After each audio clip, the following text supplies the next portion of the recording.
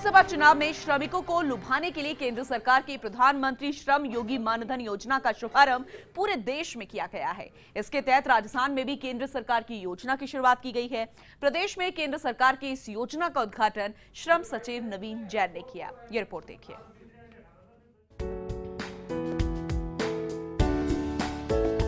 लोकसभा चुनाव से पहले श्रमिक वोट बैंक पर निशाना साधने के लिए मोदी सरकार ने आचार संहिता से पहले श्रमिकों को पेंशन की सौगात दी। राजस्थान में भी कामगार श्रमिकों के उत्थान के लिए इस योजना की शुरुआत हुई।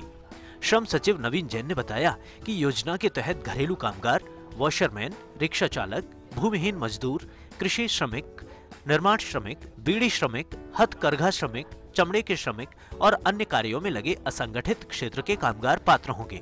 इसके साथ ही एनएचएम में कार्यरत संविदा कर्मी, आशा सहयोगिनी, आंगनवाड़ी कर्मचारी, नरेगा श्रमिक भी इस योजना से लाभान्वित हो सकेंगे। हालांकि इस योजना में वे पात्र नहीं होंगे जो किसी राष्ट्रीय पेंशन योजना या कर्मचारी भविष्य निधि योजना के तहत आते हैं। योजना के शुभारंभ में 21 श्रमिकों को प्रमाण पत्र वितरित किए गए।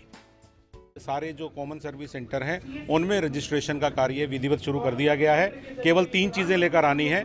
आपके पास केवल अपना आधार कार्ड होना चाहिए, बैंक डिटेल होनी चाहिए और मोबाइल फ़ोन लेकर आना है। ये 3 चीज़ों की केवल ज़रूरत है। वहाँ पर आपका फॉर्म भर के आपको रजिस्टर कर लिया जाएगा। इसके लिए आपसे कोई चार्ज नहीं लिया जाएगा। राजस्थान में करीब 6 लाख श्रमिकों को 3000 मासिक पेंशन का लाभ मिलेगा। अब तक प्रदेश में 15,000 श्रमिकों ने आवेदन कर दिया है। अब विभाग इस योजना का अधिक से अधिक प्रचार प्रसार करने में जुटा है। इस योजना के जरिए 60 साल की आयु पूरी करने पर पेंशन शुरू की जाएगी। यदि कोई 18 साल की उम्र से इस स्कीम को शुरू करता है तो उसे हर महीने 55 रुपए जमा कराने होंगे। वहीं जो व्यक्ति 40 साल की उम्र से इस स्कीम को शुरू करेगा उसे हर महीने 200 रुपए जमा कराने होंगे। केंद्र सरकार भी श्रमिक के बराबर ही अंशदान जमा कराएगी। 60 साल की उम्र पूरा होने के बाद श्रमिक को पेंशन मिलना शुरू हो जाएगी। केंद्र सरकार की ये एक बहुत ही महत्वपूर्ण योजना है और गैर संगठित क्षेत्र के लोगों के लिए अभी तक इस तरह का जो है ना व्यापक स्तर पर कोई भी योजना नहीं थी।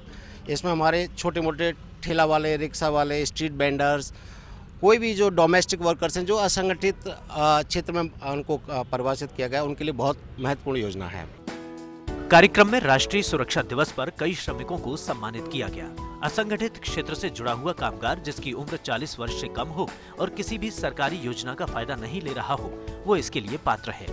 आवेदन करने वाले व्यक्ति की मासिक आय 15,000 रुपए से अधिक नहीं होनी चाहिए।